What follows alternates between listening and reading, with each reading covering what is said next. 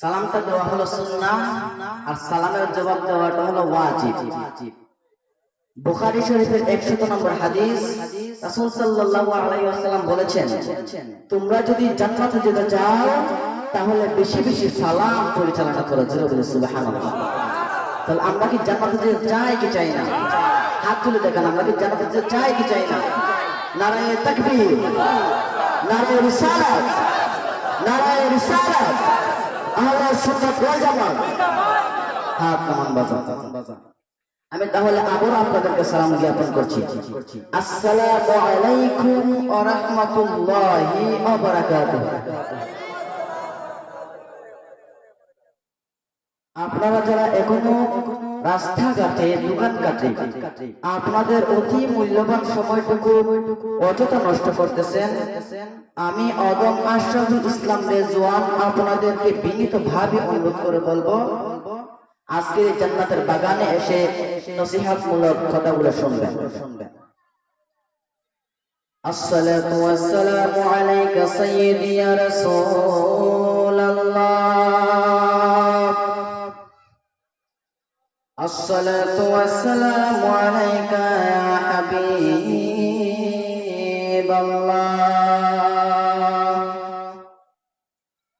আসসালাতু ওয়াসসালামু আলাইকা ইয়া শাফিআল মুযনিবিন,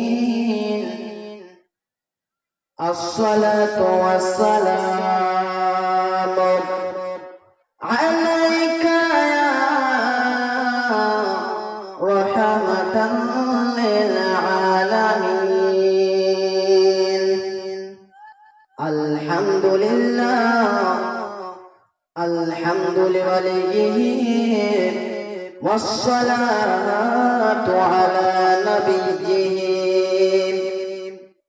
والوزن والفضل والعدل والنجم بالجزر بوحدته بكبريائه بسلطان وبإعلان وبإتقان وبإيمان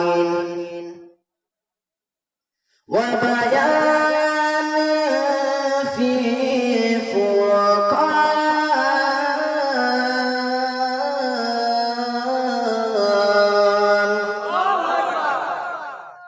وحده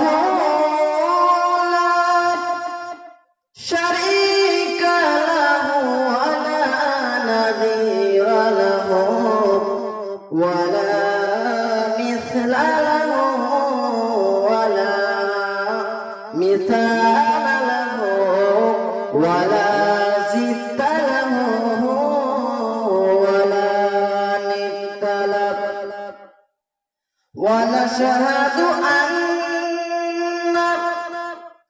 سيدنا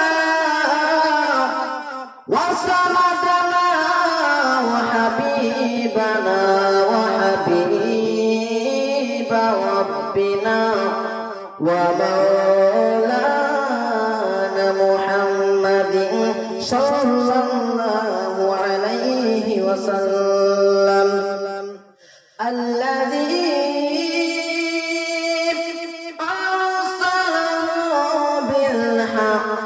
بشيرا ونذيرا وداعيا إلى الله بإذنه وسراجا منيرا।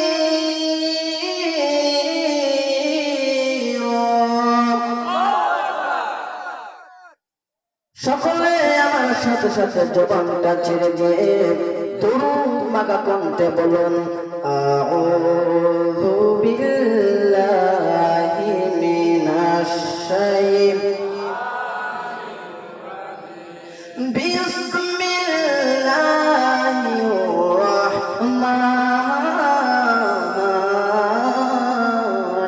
রাহিম।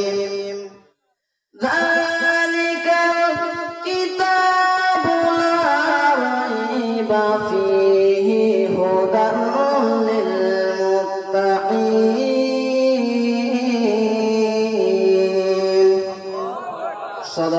العظيم وصدق رسوله النبي الحبيبه الكريم قال النبي صلى الله عليه وسلم إذا قال الرجل هلك الناس فهو أهلكهم একটা জবান বন্ধ রাখবেন না চিৎকার মেরে বলেন আল্লাহু আকবার আর মায়ের সুরে বলেন ইয়া রাসূলুল্লাহ জবানটা ছেড়ে দিয়ে বলেন ইয়া ওয়ালি আল্লাহ ফি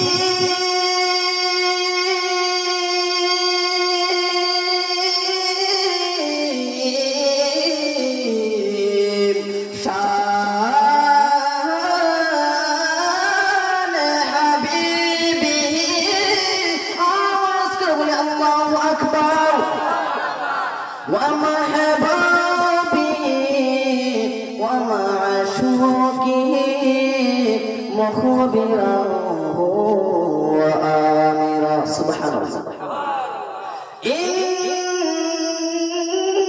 الله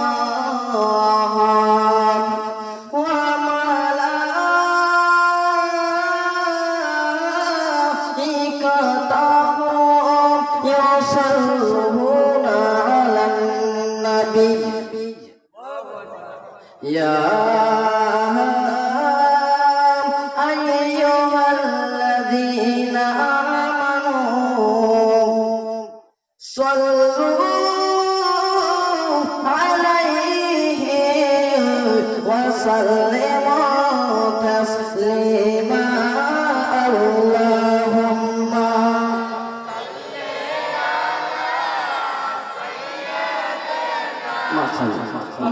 مولانا وعلى آل سيدنا مولانا কখনো তোমাকে যদি ভুলি হেদায়েতের আলো জ্বেলে নিও কাছে তুলি কখনো তোমাকে যদি ভুলি হেদায়েতের আলো জ্বেলে নিও কাছে তুলি তাই দিও গো প্রভু তাই দিও গো প্রভু তুমি দয়াবান তুমি রহমান তুমি মেহেরবান আল্লাহুম্মা সাল্লি মাশাআল্লাহ সাইয়্যিদিনা মুহাম্মাদ ওয়া আলা সাইয়্যিদিনা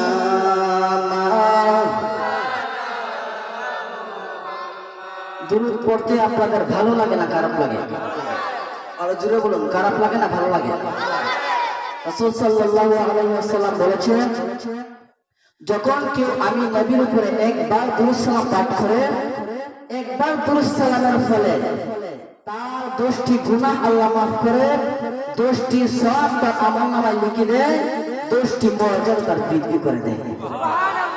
শুধু তাই নয়, রাসূল সাল্লাল্লাহু আলাইহি ওয়াসাল্লাম আরো বলেছেন যখন কোন ব্যক্তি যে কোনো স্থান থেকে পৃথিবীর যে কোনো প্রান্ত থেকে আমি নবীর উপরে একটি বার যদি দুরূদ সালাম পাঠ করে ওই ব্যক্তি নয় শুধু ফেরেশতা ওই ব্যক্তির পিতার নাম পর্যন্ত আমি নবীর কাছে আইনা উপস্থিত হয়ে রাখি। তাহলে দুরূদ পড়ার দরকার আছে না নাই? হে আমার বাবা, আমার নবী রাহমাতাল লিল আলামিন জিন্দেগিতে এসেছেন, দুনিয়ার ধরার মধ্যে এসেছেন 570 খ্রিস্টাব্দে এবং দুনিয়া থেকে প্রস্থান করেছেন 432 খ্রিস্টাব্দে। এই দীর্ঘ 63 বছর জিন্দেগি রাসূল কারীম সাল্লাল্লাহু আলাইহি ওয়াসাল্লামের এই 63 বছর জিন্দেগির মধ্যখান থেকে রাসূল সাল্লাল্লাহু আলাইহি ওয়াসাল্লাম স্বপ্নে একদিন দেখতেছেন। রাসূল স্বপ্ন দেখেন রাসূলকে রাসূল সাল্লাল্লাহু আলাইহি ওয়াসাল্লাম ফুলের মধ্যে চলে গেলেন। জোরে বলি সুবহানাল্লাহ। রাসূল চলে গেলেন ফুলের কাছে, যাইয়া দেখতেছেন যেই ফুলটা হবে ফুলের চাইতে চিকন আর হীরার চাইতো দাঁড়ালো। এমনকি ওই ফুল পার হইতে 30,000 বছর লাগবে। জোরে বলি সুবহানাল্লাহ। জান্নাতে যাওয়ার সর্বশেষ যে ঘাট, সেই ঘাটটা হলো ফুলচেতের ফুল। আমার রাসূল স্বপ্ন দেখতেছেন, রাসূল চলে গেলেন ওই ফুলের কাছে, যাইয়া দেখেন তার সকল উম্মত যারা জান্নাতে যাবে তারা সকলে ফুলের কাছে এসে বসে রয়েছে। এবং রাসূল দেখতেছেন একে একে ফুল পার হয়ে চলে যাইতেছে জান্নাতের মধ্যে। ফুলচেরাতের ফুল 3 শ্রেণীর মানুষ 3 ভাবে পার হবে। বাবা, কয় শ্রেণীর মানুষ? 3 শ্রেণীর মানুষ। একদম যাবে একদম ঘোড়ার গতিতে, তারা কোনো অসুবিধা হবে না ফুলচেরাতের ফুল পার হইতে। আরেক শ্রেণী আছে যারা কষ্ট কইরা অসুবিধার সম্মুখীন হইয়া মেস্তাইয়া হইলেও জান্নাতে চলে যাইব। আরেক দল জানেননি, আরেক দল সে জান্নাতে যেতে পারবে না। ফুলচেরাতের ফুলে ওটা মাত্র ফুলচেরাতের নিচে থাকবে জাহান্নাম, আর ওই ব্যক্তিরা ফুলচেরাতের ফুল টপকাইয়া জাহান্নামের মধ্যে পড়ে যাইবে। এই 3 শ্রেণীর লোক আল্লাহর নবী দেখতেছেন।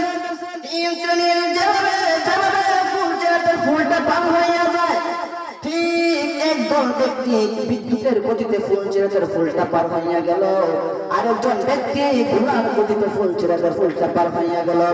এরকম ভাবে 7 শ্রেণীর মানুষ 7 গতিতে ফুলচেরাতের ফুল পার হইয়া গেল। এমন নিমিত্তে সর্বশেষ যে ব্যক্তিরা ফুলচেরাতের ফুলটা পার হইবে সে অত্যন্ত ক্ষত বিক্ষত হইয়া পার হইবে। সর্বশেষ ব্যক্তিটা রাসূল দেখতেছেন। হ্যাঁ, আমার সর্বশী গভীর মনোযোগ। মা বোনেরা, আজকে শুই না যান, আমি কোনো বানোয়াট কথা বলবো না, যা বলবো কুরআন এবং হাদিস ভিত্তিক কথাবার্তা বলবো। কোনো কিচ্ছা বলবো না, কোনো কাহিনী বলবো না। আপনাদেরকে শিক্ষণীয় কয়েকটি কথা আমি অদম গুনাহগার বলে যাব। আপনারা কথাগুলো মনোযোগ সহকারে শুনবেন, দেখে নেন দরুদের ফজিলত কতটুকু। আল্লাহ নবী রাহমাতুল লিল আলামিন, দু জাহানের বাদশা নবী দেখতেছেন সর্বশেষ যে ব্যক্তিটা ফুলচেরাতের ফুলটা পার হইবা, ওই ব্যক্তিটা প্রথম মানুষের মতন দৌড়াইয়া ফুলচেরাতের ফুলটা পার হইতেছে। আপনারা বলুন তো, দৌড়াইয়া কি 30,000 বছর রাস্তা পাওয়া সম্ভব? কোনোভাবে সম্ভব না। তখন রাসূল দেখেন ওই ব্যক্তিটা যখন মানুষের মতো দৌড়াইয়া ফুলচেরাতের ফুলটা পার হইতেছে, কিছুক্ষণ যাওয়ার পরে লোকটা ক্লান্ত হইয়া গেল। ক্লান্ত হইয়া যাওয়ার পর ওই ব্যক্তিটা হাঁটা শুরু করে দিল। হাঁটতে হাঁটতে যখন দৌড়েরও ক্যাপাসিটি শেষ, হাঁটারও ক্যাপাসিটি শেষ, তখন তার আর শরীরের মধ্যে কোনো বল নাই। তার একটাই চিন্তা, আপনারা বলুন তো, যে ফুলচেরাতের নিচে থাকবে জাহান্নাম, ওই ফুলচেরাতের রাস্তা থেকে সহজ হবে না কঠিন হবে? আর ধরে বলে সহজ হবে না কঠিন হবে? এটা দুনিয়ার কোনো ফুল না, এটা দুনিয়ার কোনো বাস্তব জিনিস, কোনো পরীক্ষা না। সেটা হলো জান্নাতবাসীর পরীক্ষা, সেটা হলো আপনার আখির জামানের পরীক্ষা।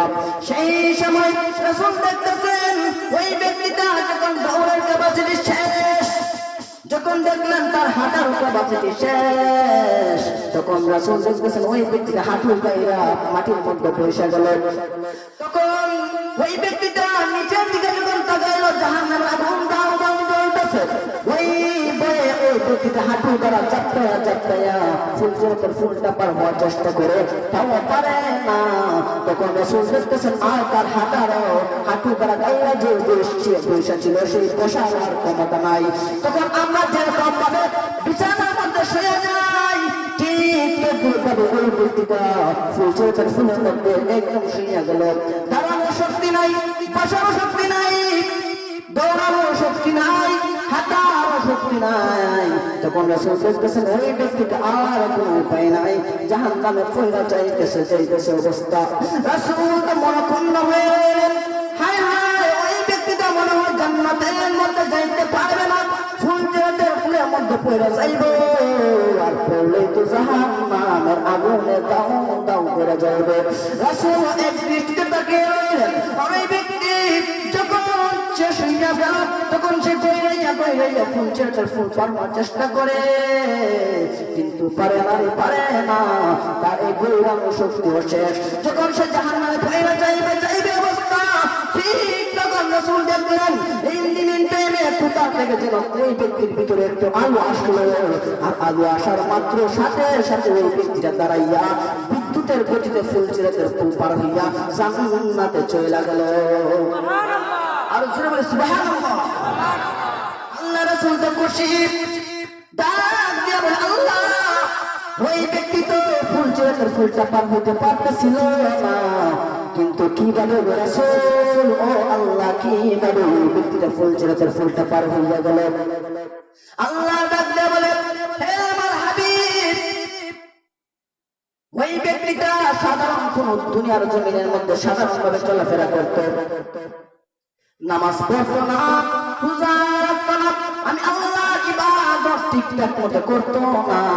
ওই ব্যক্তিটা আপনি নবীর উম্মত এবং দুনিয়ার জমিনে থাকাকালীন তার বেশি আমল ছিল না নবী, তবে একটি আমল ছিল, শেষ সময় আপনি নবীর উপরে দুরূদ সালাম পাঠ করতো, আর যখন তার আমল নামা সব কিছু ফেল হইয়া গেল, ওই ফুলজাতের ফুলের মধ্যে যখন তার দুরূদ শরীফের আমলটুকু ফজিলতটুকু তার আমল নামার মধ্যে দেওয়া হইল নবী, সাথে সাথে ওই ব্যক্তিটা সাধারণ কোনো ব্যক্তি থাকলো না, ওই ব্যক্তিটা জান্নাতে ব্যক্তি হইয়া ফুলজাতের ফুল পার হইয়া জান্নাতে চলে গেল।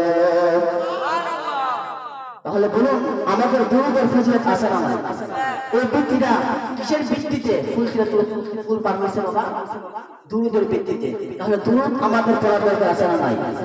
একসাথে রাসূলের মহব্বত মন্ত্র ধারণ করে বাজান। আজকে মনে করবেন লাশ দিন রাসূল আমাদের দেখতেছে, সেটা বিশ্বাস করবেন। আবার এই যে জায়গাটা, এটা সাধারণ কোনো জায়গা না, জান্নাতের বাগান, রাসূলের হাদিস মোতাবেক। তাই রাসূল দেখতেছে, এরকম মনে ঘূর্ণ মনের মধ্যে ধারণ কইরা মহব্বত নিয়ে একটু দূর পড়তে পারবেন। বলেন আল্লাহুম্মা সাল্লি সাইয়্যিদিনা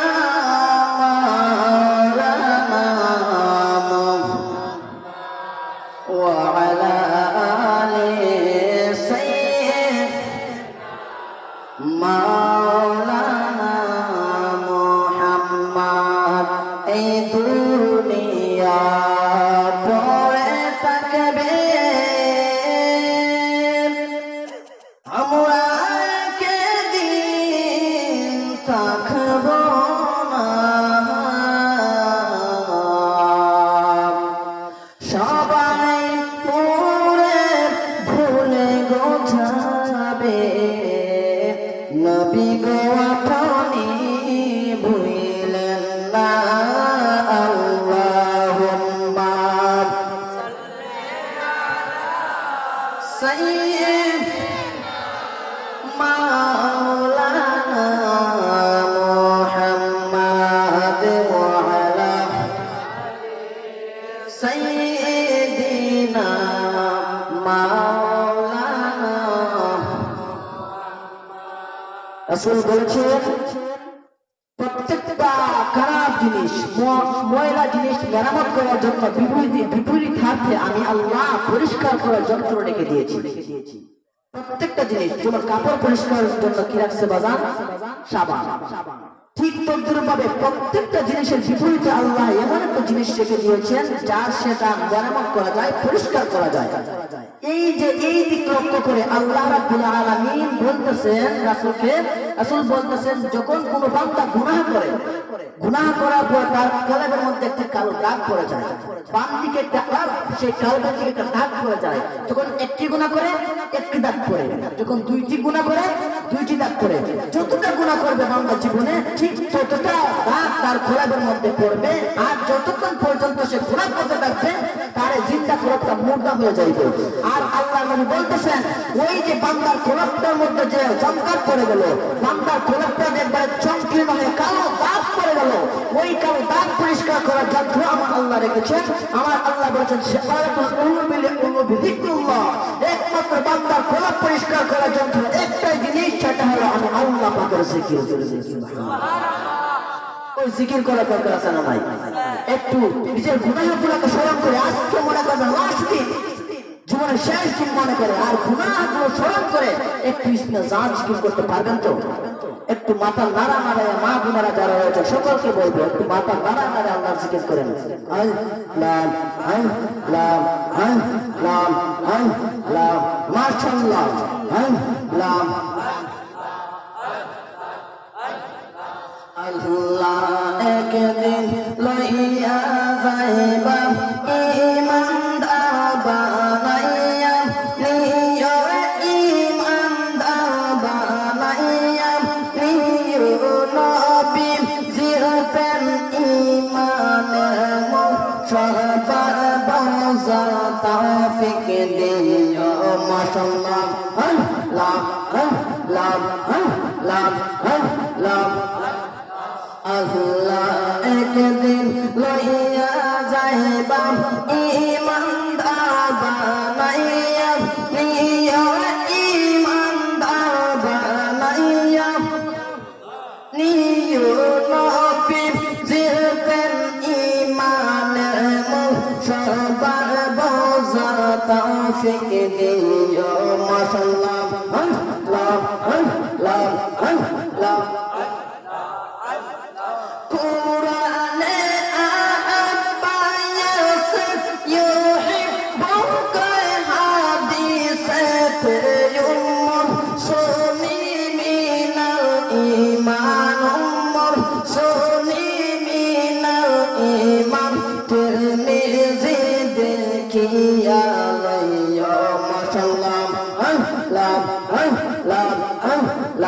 আল্লাহ একদিন লইয়া যাইবা ঈমানদার বানাইয়া, নিও ঈমানদার বানাইয়া, নিও নবী জিরতেন ঈমানের সবার বোঝা তৌফিক দিও।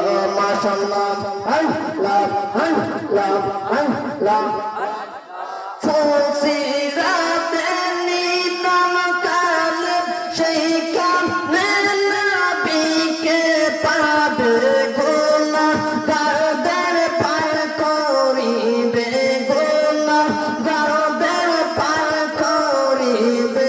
বুখারী দেখিয়া লইয়া। মাশাআল্লাহ আল্লাহ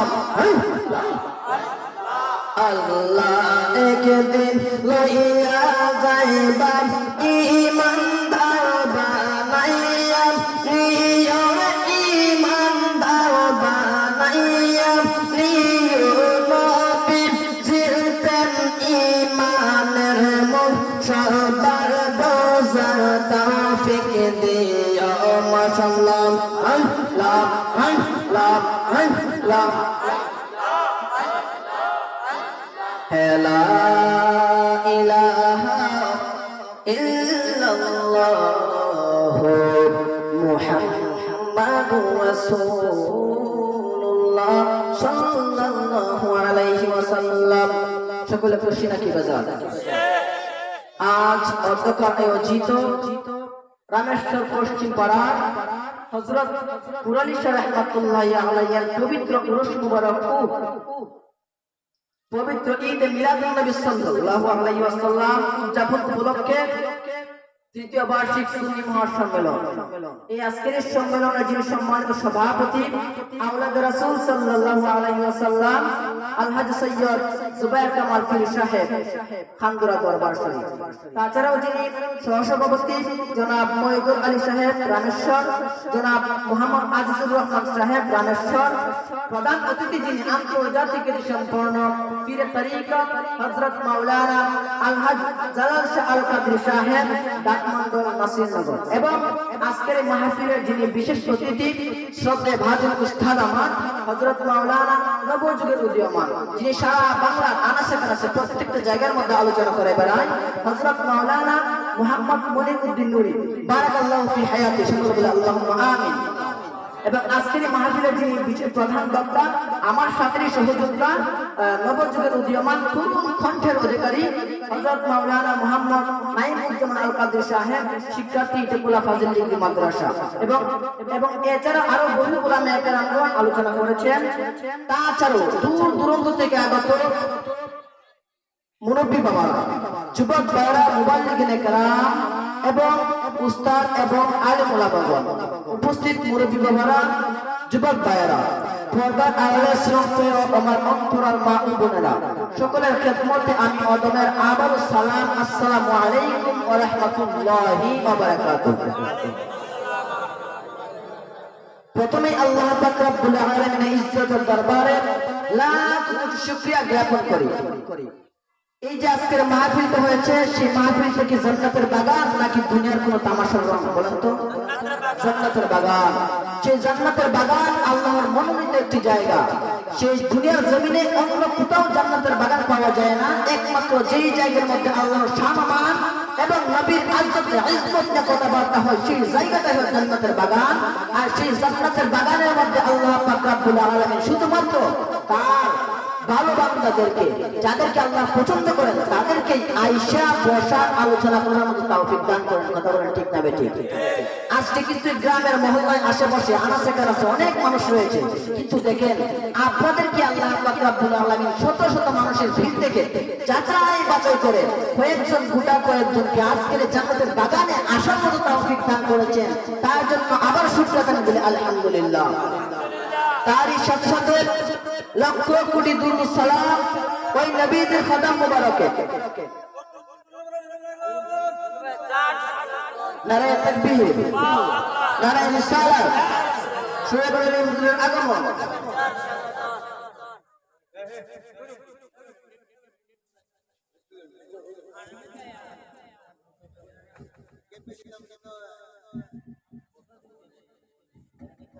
যাই হোক, আপনাদেরকে অত্যন্ত ভাগ্যের বিষয় যে আপনারা অনেক ভালো ভালো উলামায়ে কেরামগণ পেয়েছেন।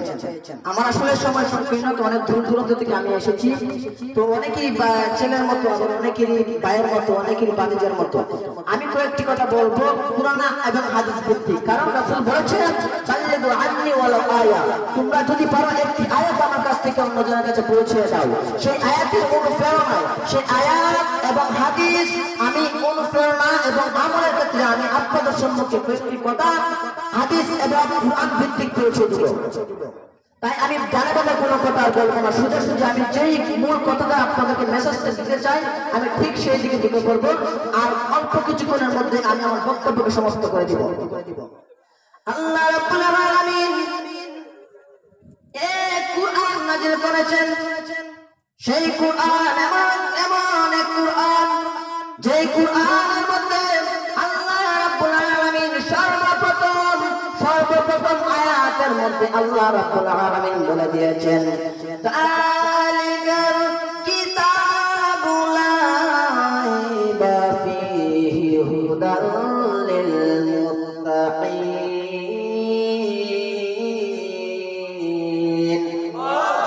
ওয়া এমন এক কিতাব, যালিকাল কিতাব, ওয়া এমন এক কিতাব, যালিকাল কিতাবু লা রাইবা ফীহি, যার মাধ্যমে বিন্দু পরিমাণ কোনো সন্দেহ নাই।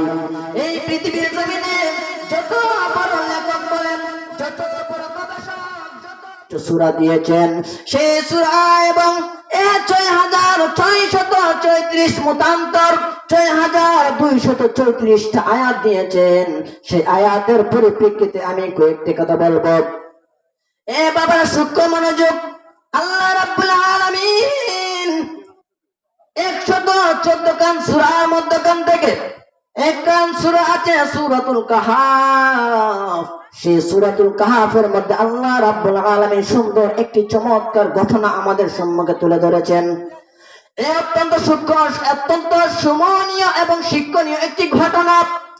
হযরত মুসা পয়গম্বর একবার মসজিদের মধ্যে খুতবা দিতেছিলেন।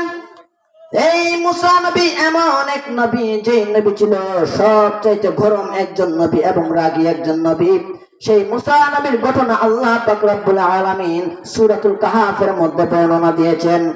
এই সূরাতুল কাহাফ প্রতি সপ্তাহে শুক্রবার একবার রাসূল বলেছেন তেলাওয়াত করার জন্য।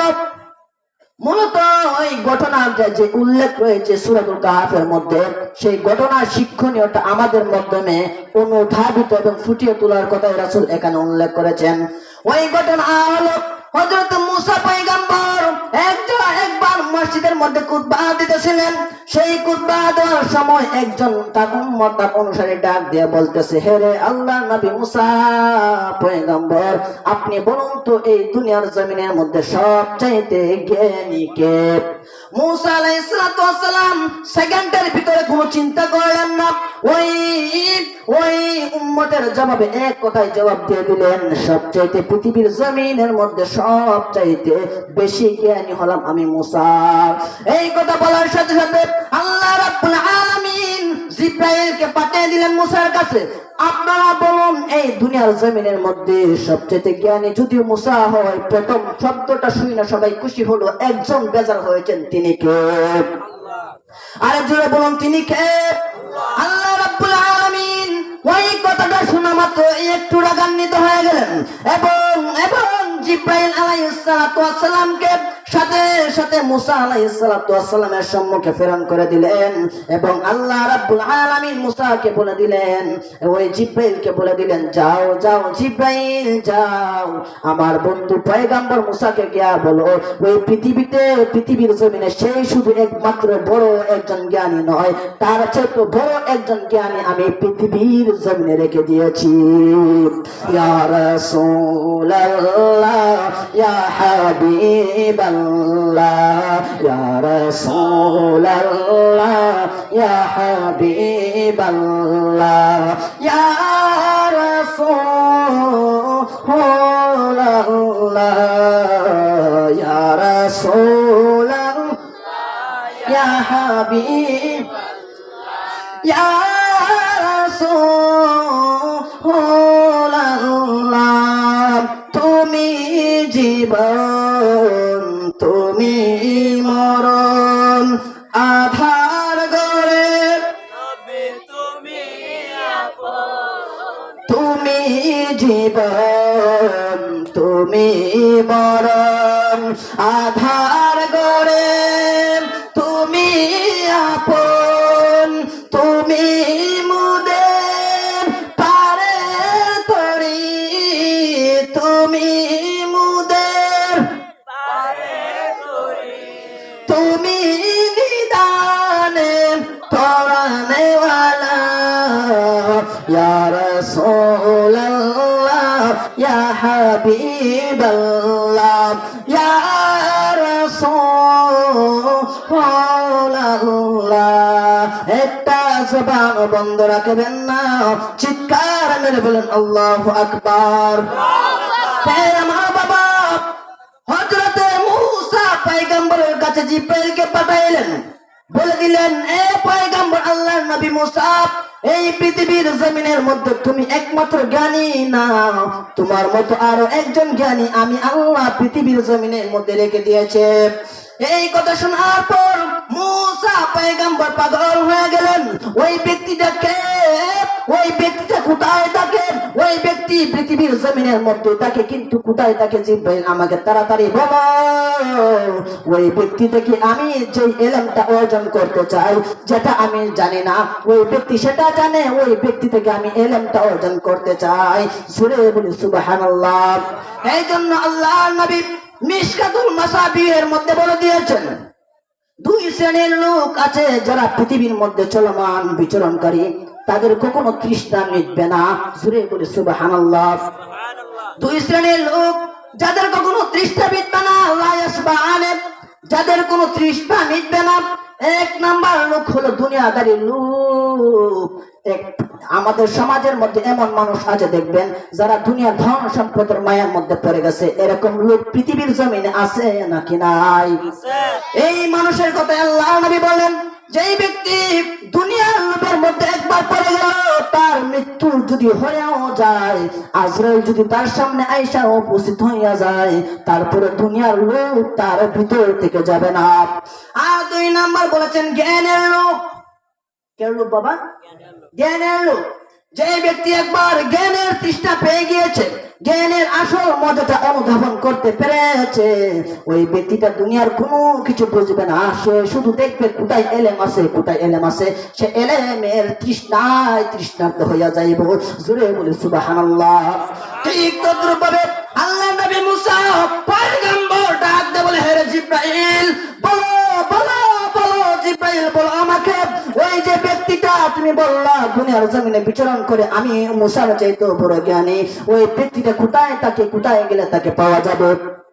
জিব্রাইল ডাক দিয়ে বলে, আরে আল্লাহ নবী মুসা পয়গম্বর শুনে নাও, আল্লাহ রাব্বুল আলামিন ওই ব্যক্তিটাকে, জ্ঞানী ব্যক্তিটাকে তুমি পাইবা অমুক কানা গেলে, দুই নদীর মিলনায়তনের মধ্যখান থেকে গেলে তুমি ওই ব্যক্তিটাকে খুঁজে পাইবা। জোরে বল সুবহানাল্লাহ। শুধু তাই নয়, তাই নয়, আর আল্লাহ আমাকে বলে দিয়েছেন তুমি একটি কই মাছ ভাজি করবা। ওই ব্যক্তিটা পাওয়ার একটা সন্ধান হলো তুমি কই মাছটা ভাজি করবা। কই মাছ ভাজি করে একটি ঝুলার মধ্যে রাখবা। ঝুলার মধ্যে রাখবা তুমি হাঁটতে হাঁটতে চলে যাইবা। হাঁটার মধ্যখান থেকে যেই জায়গার মধ্যে ওই ভাজা মাছটা জিন্দা হয়ে যাইব, ওই জায়গার মধ্যে আল্লাহর ওই ওলিকে তুমি খুঁজে পাইবা। যেই কথা সেই কাজ। মুসা আলাইহিস সালাম আর দেরি করে নাই। কে সেই ব্যক্তি? আমার চাইতে জ্ঞানী, আমি দেখতে চাই। মুসা আলাইহিস সালাম অত্যন্ত রাগী একজন মানুষ। তিনি যখন রাগ করতেন তখন তার চুলগুলা খারাপ হয়ে যেত। এমন এমন শক্তিশালী মানুষ ছিলেন মুসা আলাইহিস সালাম, যখন কাউকে ধাক্কা দিতেন 10 জন লোককে একাই সে সরিয়ে ফেলতে পারত। এত এত গরম এবং এত শক্তিশালী ছিল মুসা আলাইহিস সালাম। সেই মুসা পয়গম্বর যেই কথা সেই কাজ, তার একদম সফর সঙ্গী লইয়া আর দেরি করে নাই, সাথে সাথে রওনা দিয়া দিছে ওই আল্লাহর ওয়ালির খুঁজে। যখন রওনা দিল, সঙ্গী সফরের নাম হলো ইউসা ইবনে নুন। কি নাম ভাই? ইউসা ইবনে নুন তার নাম।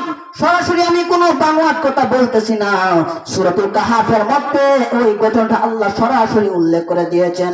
বানোয়াট কোনো কথা বলবো না। আমি প্রথমে বলেছিলাম যা বলবো কুরআন এবং হাদিসের সমন্বয়ে কথাগুলো বলে যাব। হে আমার বাবা, যখন মুসা নবী ওই ব্যক্তিকে নিয়ে রওনা দিলেন ওই আল্লাহর নবীর খুঁজে, তখন মুসা আলাইহিস সালাম, আমি সংক্ষিপ্ত করে বলতেছি যেহেতু হুজুর এখানে উপস্থিত, হুজুর বেয়াদবি মাফ করবেন। হুজুরকে বসাই রেখে আমি কিছু কথা বলতেছি, হুজুর বেয়াদবি মাফ করেন। আরো অনেক আলোচনা আছে, তারপর আমি সংক্ষিপ্তভাবে আপনাদের সম্মুখে আমি মেসেজটা দিয়ে দিচ্ছি যে ঘটনাটা কি। মূলত মুসা পয়গম্বর আর দেরি করে নাই, ওই ব্যক্তিকে নিয়ে সঙ্গে ইউসা ইবনে নুনকে নিয়ে রওনা দিলেন। দেওয়ার পরে অল্প অনেক দিন যাবত একটা রওনা সফর দিলেন। দেওয়ার পরে হঠাৎ করে তার একটা পানির তৃষ্ণার্ত পাইল। তখন এই ইউসা ইবনে নুন এবং মুসা আলাইহিস সালাম একটা পাথরের কাছে বসলেন এবং পাথরের কাছে ছিল একটা নদী। ওই নদীর কাছ থেকে তারা পানি পান করছে এবং ইউসা আলাইহিস সালামের কাছে ছিল ঝুড়িটা এবং মাছটা। ইউসা চাইয়া দেখে ওই নদীর পানিটা যখন মাছের উপরে পড়ছে, মাছ সাথে সাথে জিন্দা হইয়া পানির মধ্যে ফইরা গেছে। আল্লাহু আকবার। এই মুসা দেখে পানির মধ্যে পড়ে গেছে মাছটা। হাই কি কারামত! আরে জিন্দা মাছ কখনো জিন্দা হতে, মরা মাছ কখনো জিন্দা হতে দেখছেন নি? দেখেন নাই, কিন্তু এটা আমারও বানানো কোনো কথা না। আল্লাহ সূরা কাহাফের মধ্যে উল্লেখ কইরা দিছে, ইন্নাল্লাহা আলা কুল্লি শাইইন কাদির।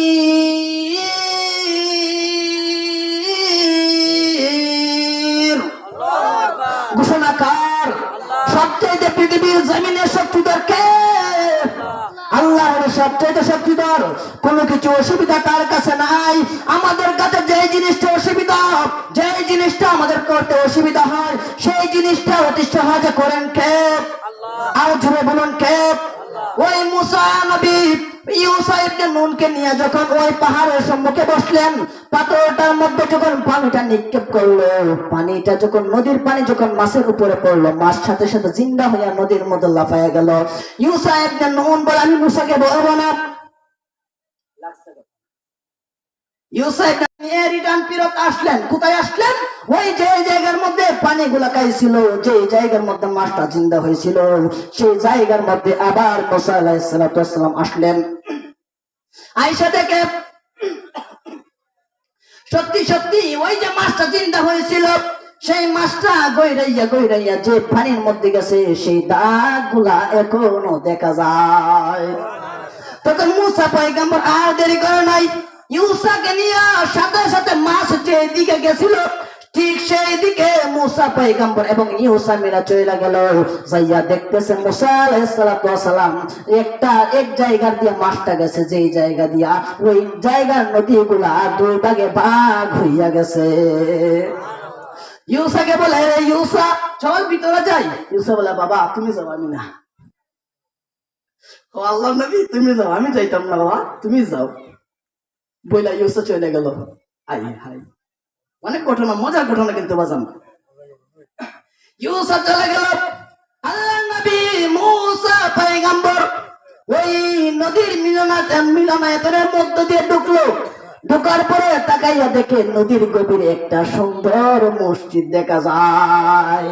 ইয়া রাসূলুল্লাহ ইয়া হাবিবাল্লাহ ইয়া রাসূলুল্লাহ। যখন ওই নবী দেখলেন একটা পানির গর্তের ভিতরে, পানির ভিতরে একটা মসজিদ দেখা যায়, তখন মুসা পয়গম্বর আর দেরি করলেন না, সাথে সাথে ওই মসজিদের ভিতরে প্রবেশ করলেন এবং তাকায় দেখলেন মসজিদের ভিতরে একজন লোক সবুজ একটা চাদর মোড়াইয়া বৈশা রয়েছে এবং মুসা পয়গম্বর যাইয়া বলে, আসসালামু আলাইকুম ওয়া রাহমাতুল্লাহ। চাদর মোড়ানো ওয়ালা লোকটা বলে, তুমি কি মুসা কালিমুল্লাহ? সুবহানাল্লাহ। আল্লাহর নবী মুসা তো অবাক হয়ে গেলেন, কি ব্যাপার আল্লাহর ওলি, আপনি কি তো আমি কখনো দেখি নাই, আপনিও তো আমাকে দেখেন নাই, কিন্তু আপনি আমাকে চিনলেন কিভাবে? ওই আল্লাহর ওলি ডাক দিয়ে কই, মুসা রে তোমাকে আমায় আমার কথা যে আল্লাহ জানাইছে, তুমি আসার কথা, তোমার পরিচয় আমাকে সেই আল্লাহ দিয়া দিছে। মাওলা তুই রে তুই আওয়াল আখিরে, মাওলা তুই রে তুই, মাওলা তুই রে তুই আওয়াল আখিরে, মাওলা তুই রে তুই। বোয়ার মাসে কিলা কাইল ইউনুস নবীর, মাওলা ইউনুস নবীর, বোয়ার মাসে কিলা কাইল ইউনুস নবীর, মাওলা ইউনুস নবীর, দোয়া ইউনুসের উসিলায়, দোয়া ইউনুস বাসাইলা তারে, মাওলা তুই রে তুই, মাওলা তুই রে তুই আহওয়াল আখিরে, মাওলা তুই রে তুই। বাজান খুশি নাকি বাজার? এখানে আসল ঘটনা, আল্লাহর পয়গম্বর মুসা নবী ওই ব্যক্তিকে যখন বললেন আমি হলাম মুসা, যে যখন সালামটা দিলেন তখন সাথে সাথে ওই আল্লাহর ওয়ালি বললেন, তুমি কি আল্লাহর নবী মুসা? যখন এই কথা বললেন মুসা তো অবাক হয়ে গেলেন, কি ব্যাপার, আমাকে তো কিভাবে চিনলো? তখন মুসা পয়গম্বর আর দেরি করলেন না, ওই আল্লাহর ওয়ালিকে জিজ্ঞাসা করলেন, আল্লাহর ওয়ালি, হে আল্লাহর ওয়ালি, আপনি কথা আল্লাহ রাব্বুল আলামিন বলে দিয়েছেন, আমি এসেছি আপনার কাছ থেকে আপনার জ্ঞান গুলো নেওয়ার জন্য। আপনি যে জ্ঞান অনুসরণ করেন ইলমান নাফিআ, ওই ইলমান নাফিআর যে জ্ঞানটা আমি আপনার সঙ্গে তাইকা আমি মুসাও সেই জ্ঞান অর্জন করতে চাই।